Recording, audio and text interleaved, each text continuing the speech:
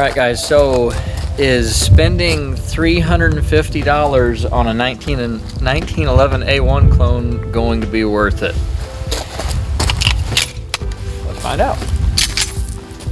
And because it's a 1911 A1 clone with the hammer bite and everything, I'm going to shoot this one-handed like they were taught back then, but it also avoids me from being bitten a whole bunch. Let's see if I hit anything.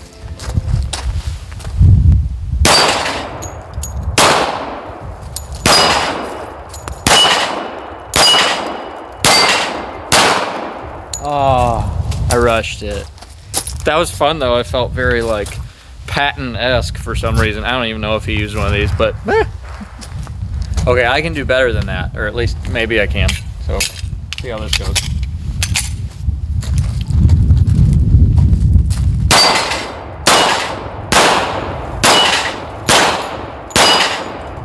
I can miss faster anyway. I knocked two down with one shot though, so I'm pretty cool. Hey guys, welcome back to Triple F Shooting. Today we're going to be looking at a 1911 A1 U.S. Army brought to us by Tisas. Now, Tisas is probably not a household name in the firearms industry for most people. This is actually a Turkish import. So, for the price that this thing comes in at, what we're going to try to do today is basically talk about, is it worth it?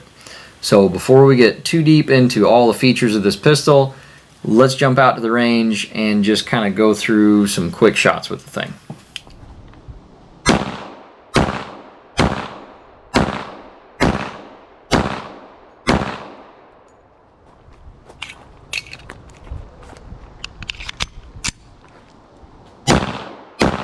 Alright guys, so the first thing that we want to talk about with this are just the general features of the pistol.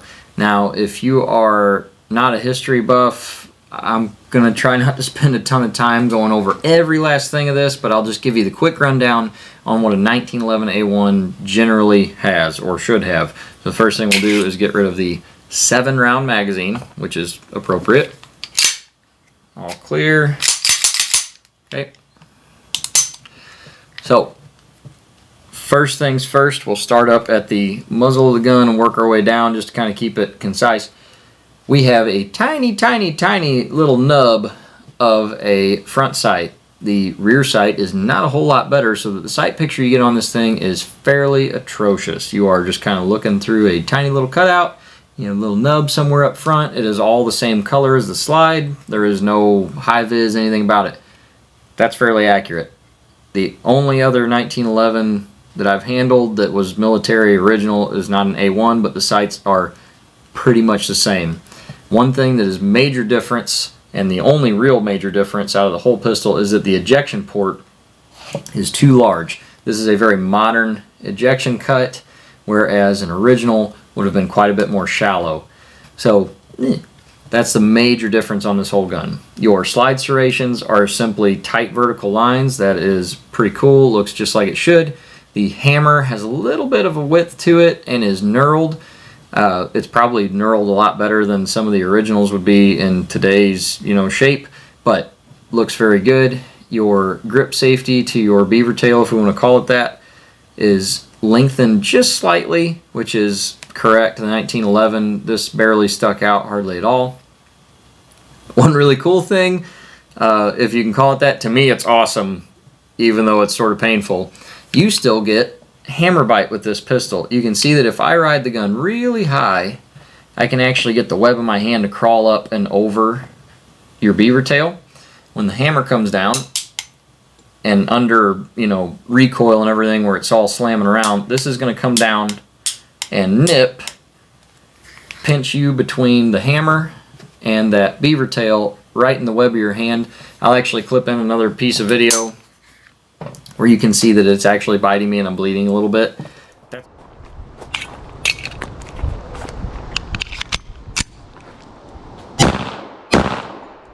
And one fun little thing about the 1911 A1 is, if you can see in there how close that is, if you ride the gun in a two-handed grip,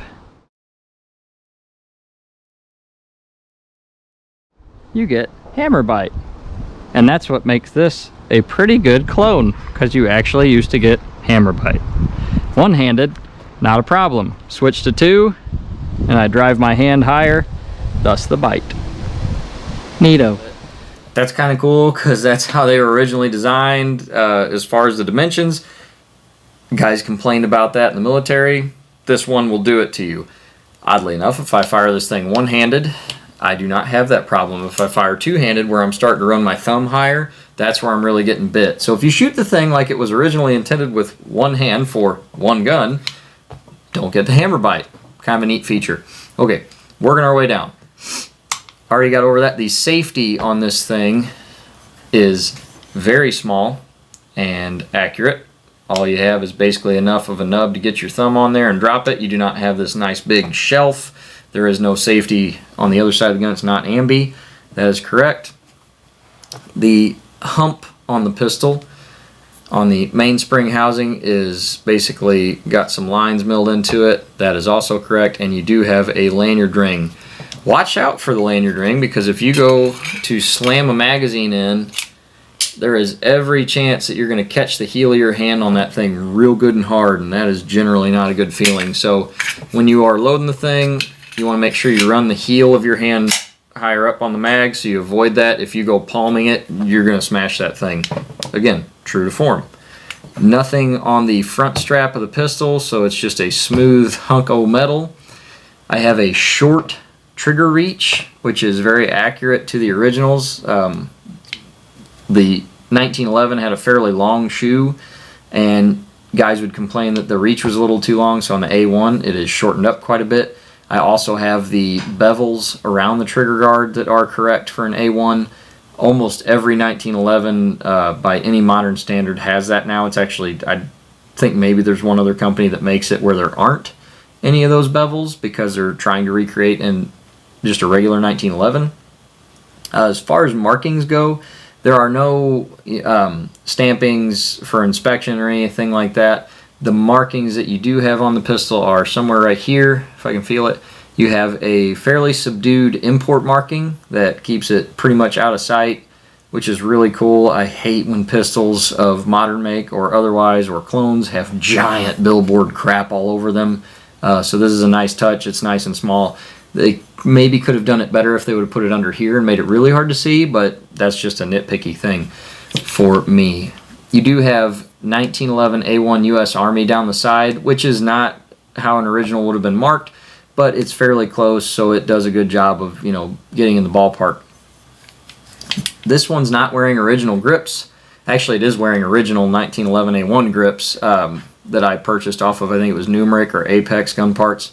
The grips that come on this are not bad, but they are kind of a bright orangey brown, and the original grips are more of a maroon, kind of dark brown color, so I went ahead and got those for like 15 bucks or whatever it was. They were not expensive.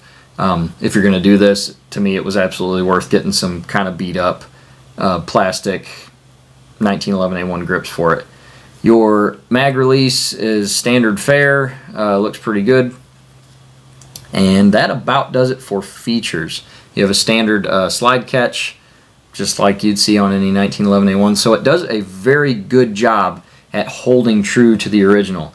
So looks are cool, but we should probably kind of check out how it actually shoots. So we're going to do a couple things now. We're going to check out the accuracy of the pistol, which I'm going to go ahead and spoil it for you, was really freaking good. We did the shooting at 10 yards, and freehand, I just kind of slow fired. I wasn't going terribly slow. I was just, as soon as I got my sights on target, just go ahead and squeeze off the trigger, see how it did, and we'll play that video now. This does.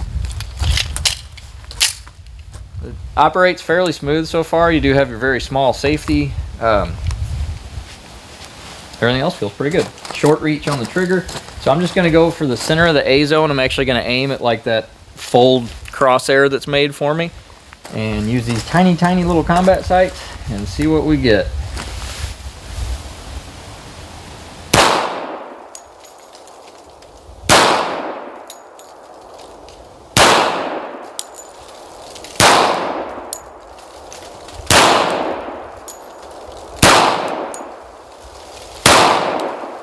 I am really freaking happy with that. Let's go look at that.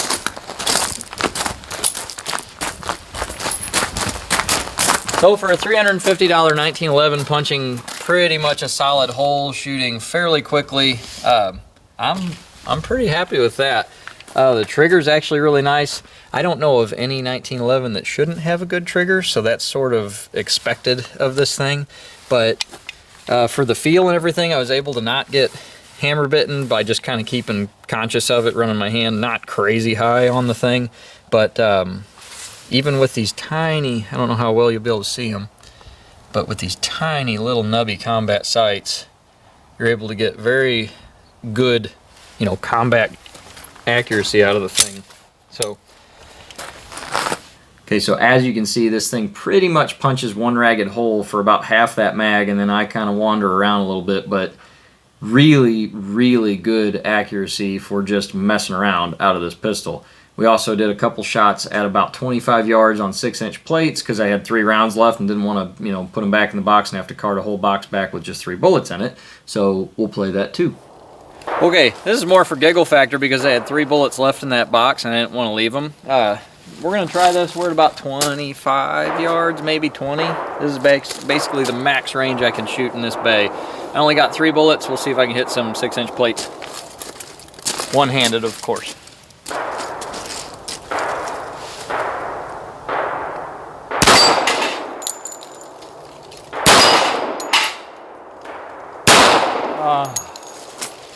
I went high on the last one. Oh well. Fairly freaking accurate pistol for bad sights and cheap. Okay, and one other important bit for any gun really is, will it work with various mags? 1911s are ubiquitous, so you have mags of lots of different make and manufacture. I've got just a few here. So with the gun, you actually get 2 of these Cerakoted magazines, which is kind of cool because they're the 7-rounders. That's maybe not as common as you'd think, and they're Cerakoted to kind of match the finish of the gun. These are Checkmate magazines, so they are of good, you know, seem to be of good quality. I haven't had any issues with them. The only thing I will say is that Cerakote on there is kind of scratching up from going into the gun, and in bright daylight you can kind of see some discoloration. Not a huge deal. Mags are going to start to look worn as you do what I just did. So this pistol ran a Metgar 10-rounder, if you're feeling, you know, like you need some Call of Duty style in your life. I can't remember the manufacturer on this guy. I believe this one came with my Springfield 1911A1, so not sure if it's Springfield making them, probably not. Most companies are not having them made in-house. They're made by people like Metgar or Checkmate, whatever, but ran this 8-rounder with a bumper on it real well. And then I have a Colt, much more modern 7-round mag with the cage code and all that stuff on the bottom of it. That runs really well in it. Things like Wilson Combat, stuff like that, they're pretty much guaranteed to run. In the 5 or 6 mags I've run through this thing, no issues, but these are the 3 I brought to the range and ran in the video. Those worked really well. Alright guys, I'm going to channel my inner Call of Duty Black Ops and see if this thing will hold a 10-rounder. These aren't the best because they operate off a tiny little nub on the heel of the magazine there to stay in the gun. However, with something that has no magwell, that should work pretty well. Hopefully it doesn't get in the way of, well, that lanyard loop shouldn't come into play at all. One thing to note, when you have a lanyard loop, if you go driving a magazine home, you could smack the living crap out of that with the heel of your hand. I've done it a couple times now, so another thing to keep in mind about a 1911 A1 design that's kind of true to form. So let's see if a not totally cheap but not great 10-rounder, this is no Wilson Combat, let's see if this thing runs in our Tisas. Went home okay. Everything feels good. So we're gonna run a couple just quick failure drills and see how this thing handles under, you know, a little bit of speed. It should handle like any other 1911. So it'll be more on me. If you wouldn't mind giving me an up call. Up. All right, so I pushed a little bit left on my upper chest and I kind of made him deaf on the on the headshot. So let's try that again. Up. It's running fairly quickly. I didn't get too bad a hammer bite on that one. I'm starting to feel the web of my hand though, running 2 hands aggressively. So let's try it one-handed, like a real man. These are gonna be awful. Okay. Can you give me an up call? Up. That was a little slower and I pushed one pretty far left with my head. That was the first hit that was actually any good. I should only have 1 round left. So we will just go for a snapshot for the head, 2-handed. Up. Hold it stupid low, but you know, people don't live well without their lower jaw, neck area. It ran the 10 really well and actually stayed back on that last round. So it passes the, oh God, what year did that come out? Was it late 2000s, early 2010s? Call of Duty Black Ops test. The gun also ran 185 grain flat points that I've had other 1911s choke on, and it even ran jacketed hollow points. This is not the pistol I would pick as my first choice for a defensive pistol, but it would absolutely do the job. So if you've got kind of a historical itch to scratch, but you really think you might use this for more serious work, again, sights aren't great for any kind of defensive work. As far as night sights, you're not going to be getting any of that on there. Nowhere to put a light on this thing. So again, defensive pistol, not something I would go with, but it sure did work for lots of guys in World War II and Vietnam and everything else. So I'm not going to knock you if this is what you want to get your hands on. Just not my first pick. Anyway, rant over. It ran jacketed hollow points really well. Those were Federal Hydroshocks, I believe. I did not shoot any other kind through this pistol, but those things look like great big ashtrays, and it didn't have any hang-ups on the feed ramp, anything like that. So very cool that it would run multiple different types of ammo out of multiple different magazines. One thing I can't speak to with this pistol is durability. I've only got somewhere around 200 rounds on this thing. I don't really plan to shoot the ever-loving snot out of it because it's more to go LARP around and cosplay with for me than it is to be a serious like competition pistol or anything like that. So don't have 2,000 rounds or more on this thing. I have no idea how it will hold up to a huge steady diet of standard ammunition, but to me this pistol isn't really what you're looking for if that's what you're trying to do. This is a very cool historical clone minus the ejection port that is going to fit right in with your M1 carbine, your M16, you know, basically anything up to the 80s if you're looking for a military handgun. So very cool in that regard. Yep. Okay, I think we're still around 10 yards-ish, should be. One thing we are going to try out, because this is a less expensive 1911 by far, is different ammo types. So we shot some 230 grain ball. This is 185 flat point. I've had other pistols that did not like this. My Springfield 1911 doesn't like this stuff very much. Had an FNX that would choke on it every once in a while, which was pretty wild, but we'll go ahead and put this through it, and then we will reload and try some great big trash can, or well, yeah, ashtray, sorry, looking hollow points. These are Federal, I believe, Hydroshocks. So I don't know if this would actually be a pistol you'd use for defense, but some people are insane and buy hollow points because they can't find anything else, and they shoot those on the range. So I don't have that kind of money. I do have enough to shoot about 5 or 6 of those things to see if it works. This is not scientific by any stretch. We're not shooting 500 rounds per. We're just kind of getting a handle on what it will or won't do very quickly. So just going to bust through the 7 of these rounds. These are 7-round mags. So I'll bust through these 7, reload, and then go through the hollow points. If you want, you can come over on this side. Get a little different angle on the pistol. Good? Yep.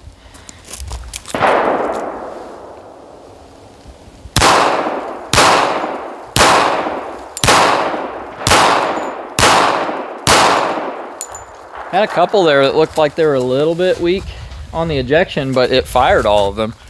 This isn't a magazine. This is a potato wedge. But every once in a while, you gotta reload you.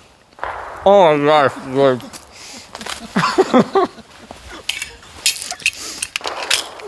Let's do it.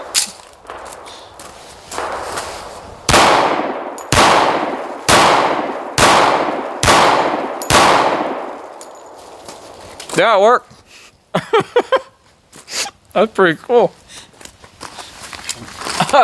You can tell I don't have a magwell on this. I got this big old bumper just dangling out here in space.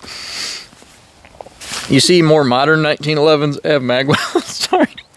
Have magwells on them. You can absolutely run the bumpers. You do not have to have a magwell. So, even though it's an old style pistol, you can tactical it up. And it just shot a whole bunch of hollow points and 185s. That's really freaking awesome for 350 bucks. That's why I married you. Okay, so this is just, we were fairly quickly firing, mostly one-handed, not pushing for extreme accuracy on the last two tests with the 185s and the jacketed hollow points. But you can tell the thing actually holds its own just fine. I am not having any trouble keeping it on target, even with these nubby little sights. And it looks very cool if you're into the military history kind of thing. But so far, very functional. The real issues with this gun you would probably find out much later in its lifespan. If you put a ton of rounds through this thing or had it for years and years, you'd probably start to see whether or not your coating held up, if the parts start to fail, things like that. This thing so far, I'm very impressed by it. Comes apart just like a normal 1911. It looks just like a 1911A1, again, minus that cutout. But everything else is running great. And even the markings look pretty cool. We'll get more up close, better pictures indoors. But so far, awesome pistol. All right, guys, so the last thing we're going to do is show you what you get if you purchase a Tisas 1911A1 U.S. Army. And it's going to come with this pistol case. Please excuse all the adhesive crap on the front. There was a great big sticker on it, and I didn't feel like fighting all of it off. But this is a decent case. It's not, you know, the best thing ever, but it's more case than I've gotten with other pistols. So again, you get an extra magazine. You get a cleaning brush, a cleaning rod, your generic SDS Imports 1911 manual. I say generic because it basically is just your standard A1 run-of-the-mill function and take down all that, because pretty much, you know, aside from this looking old, it's going to be very similar to pretty much any modern 1911 that you're going to see on a regular basis. You also get a barrel wrench and punch. This is just polymer, so you're not going to hurt the gun with it, but these are pretty handy if you have a fairly tight lug and fairly strong recoil spring, which this one does have a fairly strong recoil spring in it. But more value than I've seen in a lot of other purchases that I've made by American companies, Italian companies, what have you. So that was kind of neat to actually get some decent stuff with your purchase. So the final verdict on this thing.